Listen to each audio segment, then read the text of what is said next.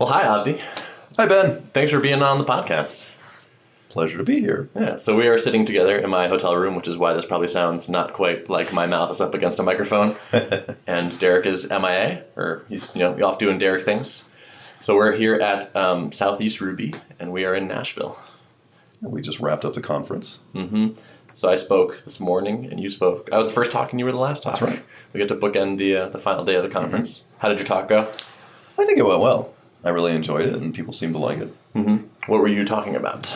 I was talking about the value of avoiding code, and various strategies for avoiding the need to write code in the first place. Yeah. What pushed you towards that topic? Well, a lot of personal experience of building my business over the years. I think starting out as a programmer, or for a lot of my programming career, I've been about as code happy as any coder typically is. Mm-hmm. Always ready to just jump in and start writing code to solve some problem. But I've discovered more recently that there's a limited number of me, and I've realized as a business owner that I have to be extremely careful about where I focus my efforts, and the leverage of what I do.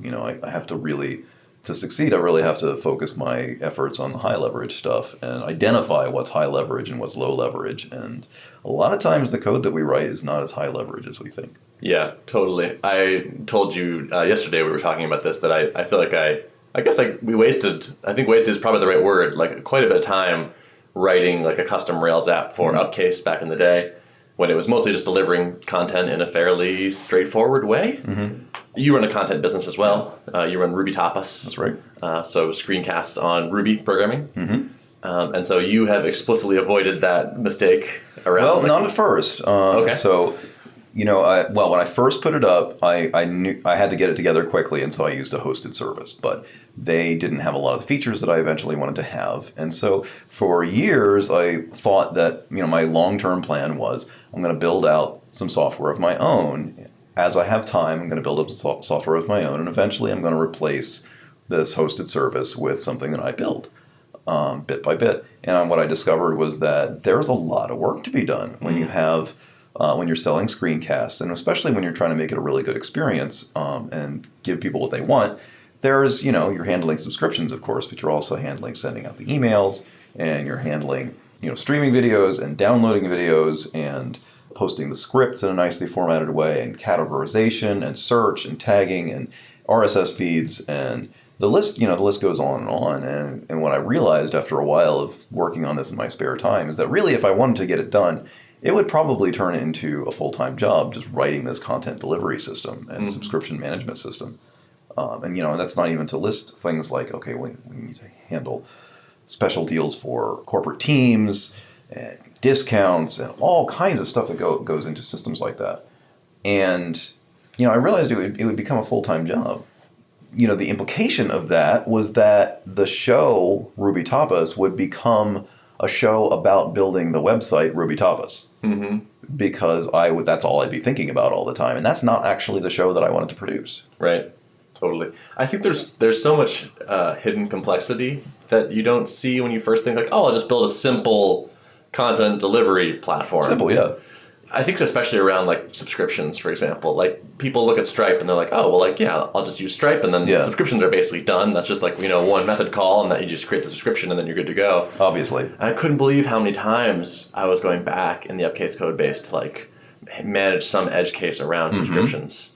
There's this nasty disconnect where like Stripe has a database of what your customer's subscription statuses are, and you need to sort of mirror that data locally so that people can operate it on it from your thing. Right. And there were so many times, I can't believe how much time we spent on it. So I admire your restraint. Well, like I said, I went down that route for a long time, and I finally had that realization, and I made myself a new rule, which was I will not write a single line of code to deliver this content. Huh. And you stuck to that? I did. I would allow myself to write code to import data into a new system. I would allow myself to write code for pushing episodes up from my own computer, from the formats that I had there, up to the site. Mm-hmm. So I mostly stuck with it. I think I might have written maybe a few dozen lines of code in like JavaScript for like tracking codes and stuff like Sure, that. sure. But what I did was I looked around at the options that were open to me and I settled on WordPress. Because, funnily enough, a system that is highly evolved to publish content to the web is really good at publishing content to the web. Yeah. Huh. I feel like there are probably a lot of people that think they need fully custom solutions where WordPress is more or less the answer. Yeah. Like the right answer for them. So something that I said in today's talk, which is probably one of the most contentious things that I said in that talk, or have said for a while, is I firmly, at this point, having sort of been on both sides of this question, I firmly believe that if your business has a significant content management component, so if you're publishing a whole lot of content, or if you're publishing news posts, or you're doing product listings, or some kind of portfolio, anything like that, and you're not using WordPress, you're doing it wrong. And by that I mean you are wasting either your own time and money or somebody else's. And there are so many reasons that this is true. Like I listed a few reasons in my talk, but then I had somebody come up to me after the talk and say, we were building our product and we were just 3 developers, but then we just brought on our first marketing person. And she was like, wouldn't it be cool if I could change the marketing pages without having to go through you? Yeah. And maybe we could use WordPress here. And they were like, oh, WordPress. But they went ahead and did it. And now they have and integrated it with the rest of their site. And now when the marketing person wants to do some new marketing initiative, the programmers aren't the bottleneck anymore. Right. And, she doesn't have to come to them and say, can I please have this thing? And they're saying it's working really well for them. And that was just a site with a few marketing pages. But some of the sites that I see, are really large-scale content publishing systems. So when you made that decision to not write code to support the service, did it make it less fun for you? No. No? No, because, I have so many opportunities to write code. There are so many places where I can write code that are available to me that opting out of one particular place is not really a big deal. And ultimately, the fun thing is effecting some kind of change in the world. And that's why we write code. And code can be a really high leverage tool for that, but it isn't always. So no, it didn't really change my fun level at all. As a matter of fact, I had a lot more fun because I was using this platform that let me very quickly plug in new features in a way that I never could have on my own. And just be able to delight people. It's like, you want an iTunes feed? I can give you an iTunes feed. Give me a few minutes. Yeah. So you were dropping in WordPress plugins? Yeah. Is that what that was? Yeah. Nice. Yeah, it's nice to have a whole ecosystem of just things you can fire in there, as opposed to custom everything. Right. Or in the Rails world, we have a lot of gems. Yeah. We have sort of a split between libraries, which require a fair amount of integration, and then SaaS services, which often also require a fair amount of integration, or else it's a very sort of flimsy connection between the two. And I think the plugin approach that WordPress has is kind of an interesting midpoint between those. Yeah. Would you sort of summarize your talk by saying pay attention and don't reach for code as a default, but think about the fact that it is a liability, it has a downside, and if you can avoid it, you maybe want to? Yeah, that's one of the code as a liability is one of the explicit points that I tried to hit on, because that's something that a lot of people have written about that over the years. There's been a lot of blog posts over the years talking about how code really does become a liability. And, that's going to be true of any code you write. And the question is, because it's going to be there, it's going to be a liability from a maintenance standpoint. It's going to be a liability from the standpoint of bringing new programmers in and from just making your system harder to change. The question is, this code that's inevitably a liability, is it worth it?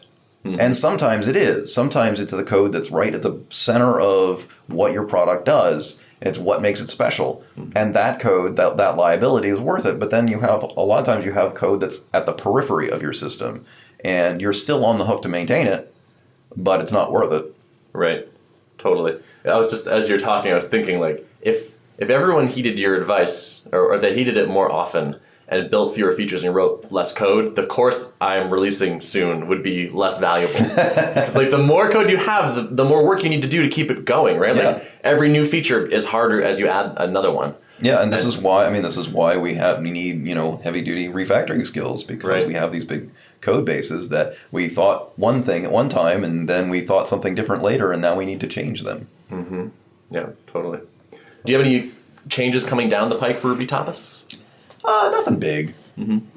Well, actually, that's not completely true. I have started filling the pipeline a lot more with guests. So this is something that nobody has seen yet, but they're going to start noticing soon, is that there are going to be a lot more guest episodes. I decided to really get myself in gear and really reach out and book people that I thought would have something interesting to say. So We'll have a lot more perspectives on the show. So that's going to be new. That was kind of a dream that we thought of during the Upcase days. It was like, well, what if we didn't have to produce the content ourselves? How are you working that out with the people that are going to be making content for you? Mostly I just reach out to people that I know, or people that, a lot of times they're people that already listen or watch the show.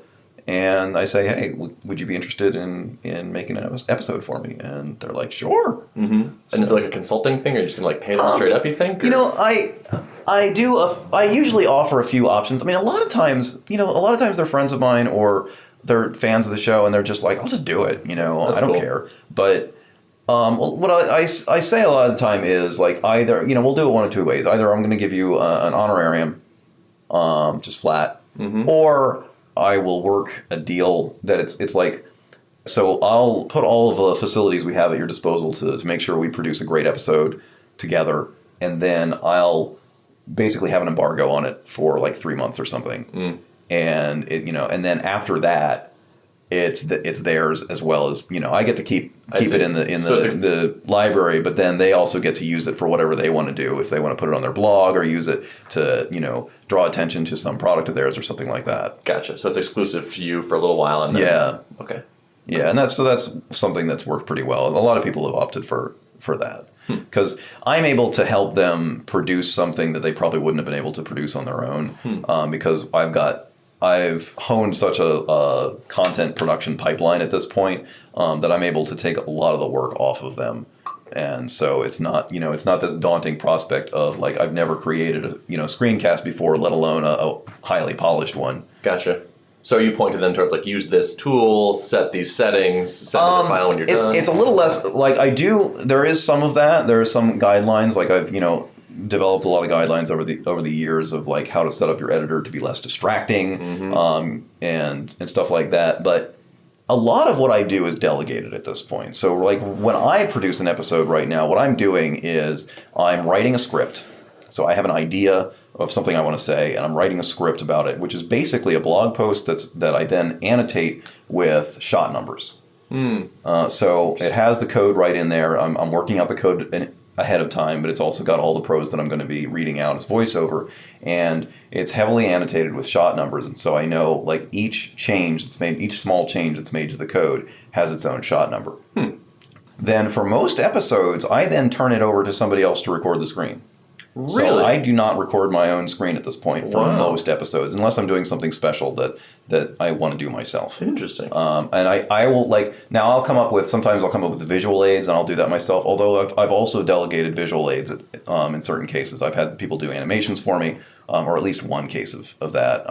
I've had someone do some live action video for me. The screen recording itself is largely delegated to my screen typist at this point. So I turn that over to him, and I record the voiceover. I turn my voiceover over to my video editor. The screen typist turns over the raw shots that he's annotated with the shot numbers. Because we've got a video editor, we can both just put as many mistakes as we want in there. He can just do multiple shots, retakes until he gets a shot the way he wants it. All goes to the video editor. Video editor does a rough cut. Then it comes back to me, and I do a final cut because I'm super picky about, like, exact timing. Yeah. Wow.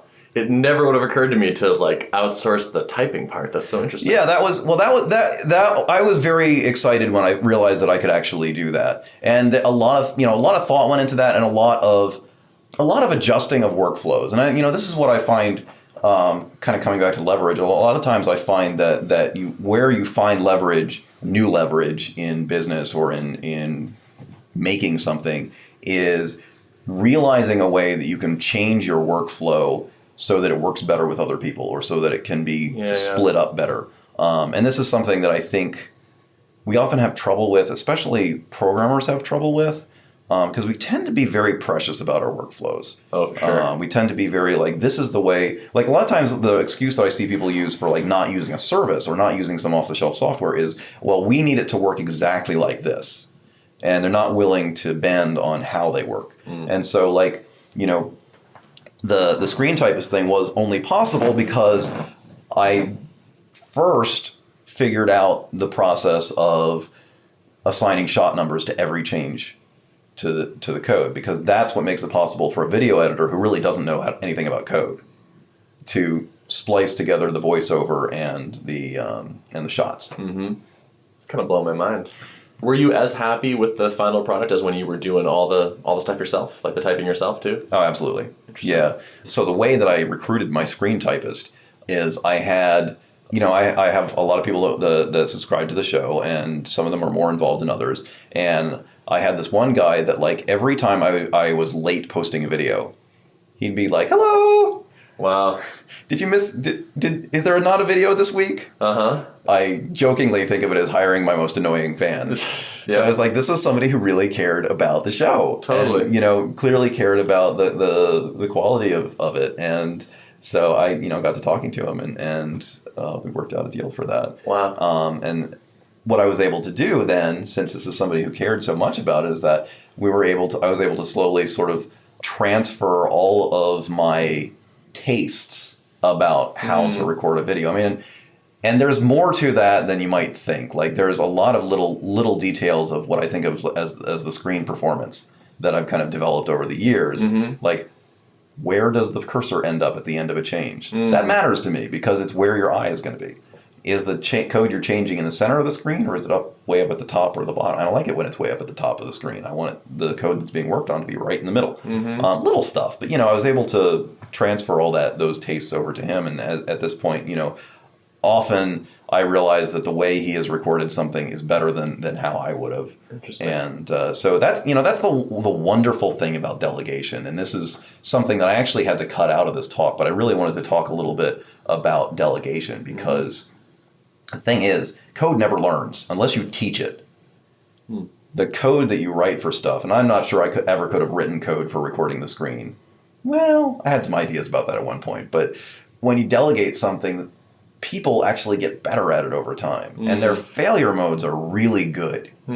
Human failure modes are great most of the time, because they can actually give you context, and they can maybe try a few things before they fall over and complain, and they can learn. Yeah. No, there's no method error for humans. Yeah. I mean, it depends on who you're working with. Some people definitely have no method errors. Yeah. Huh. Does your screen typist use Emacs? Yes. Interesting. So I remember a tweet from you, from probably 4 years ago, that was people are always asking me, how do I get results piped into my editor in Vim like you're doing, assuming that you were using Vim. Right. And the answer was use Emacs. Emacs, yes. Yeah. Now, and honestly, at this point, I would not care what editor he's using, but it happened to be that he also used Emacs just like me, and that made the process a little bit easier. And I really should give named credit here. So this is Federico Iacchetti, who's doing this stuff for me. Okay. And we've had a really good partnership there. Cool. You're in the minority, I would think, as a Emacs user in the Ruby world. Yeah. I have actually been an Emacs user in the past. People assume that because I like Vim, I hate Emacs, just they assume that's that drama is built in. It's not the case. I used to do a fair amount of Lisp, and so Emacs is hands down the best Lisp editor that I could find. Sure. And I do, I wish I could program Vim in Emacs Lisp. I can just have an editor. There's Spacemacs now. What's that? Spacemacs, so there have been Vim emulation layers in Emacs for a long time. Yep. But the Spacemacs project kind of took it to the next level. Okay. So it's built on top of, I think, Evil Mode, which is probably the best and most recent Vim emulation inside of Emacs. And then Spacemacs is a whole bunch of packages to build a whole modern coding environment in Emacs that are built on evil mode. So it's all done using the Vim style, like leader key and fairly sane semantic, key bindings and stuff like that. It's one of those like someday things for me. Like it's one of those things that like probably when I finally get around to learning Spacemacs, it's all I'll use. I just haven't gotten there yet. That's actually kind of how I feel about it. Yeah, like Emacs with evil mode, which sounds like Spacemacs is sort of where I need to be going. Like if I can have the Vim modal editing and the efficiency, and then also have an editor that's built Emacs with beautiful Lisp is so much. It's so nice to code pieces. Then I'm pretty interested in that. Yeah. Although NeoVim, is it Lua? Is like the person? Is it? I think you can script NeoVim in Lua, which I haven't used, but I assume is a lot nicer than VimScript because I think everything is. Yeah, Lua is. Yeah, it's a pretty straightforward scripting language. The cool thing about the way Emacs, and I don't know how NeoVim is done. The way, of course, Emacs is done. It is Lisp pretty much all the way down. So like everything is written in Lisp except for a few special cases where it's optimized into C. Right. And the nice thing about that is that you can re-implement anything. Like totally. Everything, it's just a big soup that you operate in, and it's not like, oh, this stuff is off limits. Right. Exactly. It's a Lisp machine. All it is, it's a Lisp machine that happens to have had an editor written on inside of it, and you can rewrite it. Totally. Yeah, I remember trying to figure out how do I get this behavior? How do I change this behavior in Emacs? And it was like override the function that gets called when you hit that key and change the behavior. And I was like, oh, you can just override the function? It was awesome. Or you can add advice, function advice to it. So you can have something. You can add a thing that says after this system function is called, run this extra hook. Interesting. So yeah, it's amazingly flexible. Yeah. Now I'm not an exclusive Emacs user, but I do still use it a fair amount. Yeah. So going back to RubyTapas for a second, I guess we're sort of still there technically. The early days, you were doing, I think, 2 screencasts a week was your publishing cadence? Very early days, I was doing 3. Oh my God. Wow. That's aggressive. That's ambitious. How long did that last? I am not sure. I feel like it must have lasted maybe a couple of months or something. Yeah. And did the people in your life tell you when we have to talk? I don't know if it was that, but I think I told myself pretty much the same thing. And so pretty early on, I transitioned to 2 a week. Okay. Is that where you are now? And I am now at 1. Okay, yeah. I wanted to be able to do a few more that were more involved. And it always, I would always punt on the more interesting episode ideas because it's oh, I don't have time for that this week. Oh, I don't have that time for that this week. Yeah. Do you prep these in advance? Do you do a handful and then drip them out, or are you doing them on the fly? I try to keep a pretty large buffer. Nice. So, and it's not always a buffer of complete episodes. I wish it was a buffer of complete episodes, but right now what I have is a buffer of semi-complete episodes. So they're at least to the point where they're kicked over to other people. And then they'll get kicked back to me before I need to put them live. Did you have any pushback from people as you dropped the publishing schedule? No, not really. Yeah, it's kind of counterintuitive, but I try to be really transparent with stuff like this. I try to explain, the commitments in my life and what's driving the decision. Yep. And people have been very, the last time I did it, when I went from 2 to 1, I got a lot of really nice email replies that were just you take care of yourself and you do what you need to do, and I'm going to keep paying you no matter what. So that's awesome. I would still subscribe if it was 1 a month. I got emails like that. So that's cool. Really that's great. Nice. I think that's interesting. I think part of that is the Ruby community is comprised of good people overall. I seem to get a lot of nice emails. Yeah. But also I think that's your reward for being such a good person for so long. I think with a business like yours, people know who you are. You are the business in a way. Yeah. So they feel they have a personal relationship with you. And so if you're here's what's going on in my life, here's why I can't keep doing 2, it's not sustainable. They're I totally understand. It's not Microsoft saying this thing's going to change. It's this is Avdi. And yeah, man, if you need more time, take more time. Yeah. I think that's one of those benefits of being a small business owner. Yeah, I try to make sure that the face of the business is me, and I try to be pretty transparent with the world. Yeah, I would say you achieved that. So I saw a blog post. I was doing a little research before our talk, and you had this interesting blog post about how people view a quote-unquote side hustle versus an actual product business. Oh yeah. Do you remember writing this? I do This might remember be a little writing old that. now. Vaguely. It seemed like your gist was, if you describe what you're doing as a side hustle, everyone kind of views it in a sort of rose-colored glasses type of way, I guess. They're more forgiving about it, but the product business is like sort of less admirable in people's mind or something. Like after you've been working on your side project for a couple of years, Right. you're like, I still have to keep showing up and making money. This is for real. This is like for the rent now. This isn't just like a fun gravy thing over on the side Right. now. You seem to be venting some frustration with people who... Yeah, and I think it was one of those cases where, and you're probably familiar with this, like, you can get 100 incredibly nice emails, and then you'll get one person complaining, and you'll think about it for days. It's so hard to avoid. And I think there might have been a little of that went into that particular blog post, because, yeah, when you say you're doing this thing on the side, everyone's like, yeah, rah, rah, rah, go. I should do that too. And I think, thinking back, I think I got a very small amount of pushback when I was doing some of my email marketing. Mm-hmm. And I know for some people, particularly I'm marketing to the programmer audience, and they tend to be very allergic to that word. Yeah. And so I was sending out emails to my mailing list saying, I've got this, I forget what I was introducing, or it might have been a promo or something, but I got one or two people that were like, this is too markety for me. I can't believe you've sold out effectively. Mm-hmm. And it got me thinking about how when you're kicking off some kind of side thing, people tend to be extremely supportive, but what they don't realize is that you can't just be like, oh, can you support this thing at the very beginning? Like, you have to, when you run a product business, you do have to keep reminding people that you exist. Yeah. Do you feel like you had any major lessons learned from the experience of running this business? Like, if you could go back and talk to yourself from a couple of years ago, you would say, just do this instead, or make these changes right now? Surprisingly little. I think most of the calls that I've made, I'm pretty happy with. The stuff that I was talking about earlier with just not putting time into trying to reinvent the wheel with content publishing software. I probably could have learned that a little bit earlier. Mm-hmm.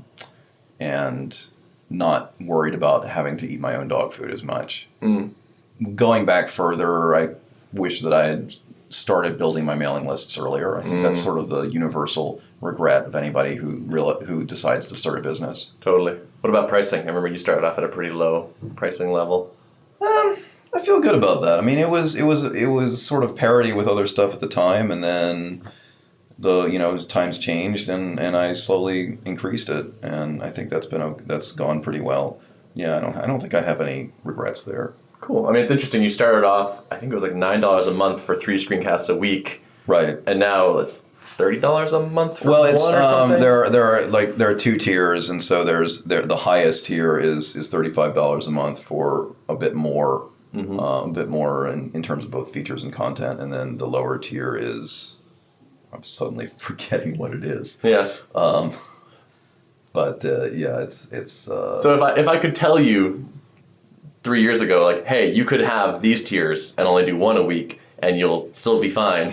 You wouldn't want to know that? You wouldn't have want to change that earlier? The question that I always think about with stuff like that is that actually true that I could have? I mean, I think I probably could have gotten away with the one a week at the beginning. I think that's true. I don't think that I could have gotten away with the pricing that I have now. I was much less of a known quantity at the time, much less of a proven quantity. At this point, people understand that they're getting something that is, has some very unique qualities.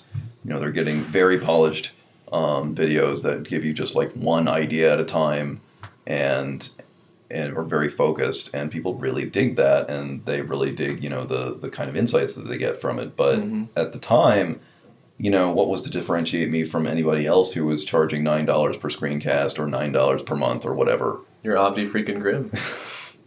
You use Emacs. Yeah, I honestly think more than one a week. I think even one a week is maybe too much. Like I signed up for a trial for a service because I was interested in learning some Elm, and I found like an Elm course, and they were like, we'll send you Elm stuff like every day. Or I think it was either 5 or 7 days a week. Wow. Was a new video. And I was like, hey, how the hell will you possibly maintain this publishing Right. schedule? Like, I just feel for you on an emotional level. Right. But I don't want a video every day. I don't think I can absorb information like Yeah. that. And I definitely hear from a lot of people who say that they're very backlogged. Mm-hmm. But then again, I also hear from a lot of people who are like, I watch this every time it comes out, and I look forward to the next one. So, it definitely seems to be, it takes all types, and it's hard to say at what point people would start saying, I wish there were more. Yeah, it is tough. Maybe videos should expire. It's like you had 2 weeks to watch it. And then sorry, I removed it. I pulled it from your account. Make that a lower tier. Yeah, exactly. Expiring videos. And maybe you don't even make them. You just pretend that they were there. Save yourself a lot of time. If people wanted to hear more about you or RubyTapas, do you want to plug some links? Well, RubyTapas is rubytapas.com. Okay. And I am slowly moving my online presence over to avdi.codes. Okay. It's kind of a recent thing for me. So You have a few online presences. yes. It's like Virtuous Code. Virtuous and then Code, that's eventually going to move under the new domain. Okay. It hasn't yet. It's Avdi.codes. currently at virtuouscode.something. Com, I think. Okay. Probably all of them. Cool. We'll but link up yeah. your myriad social presences then. Yeah. Okay. Cool. Well, thanks for being on. Oh, my pleasure. Thanks for having me. Yeah.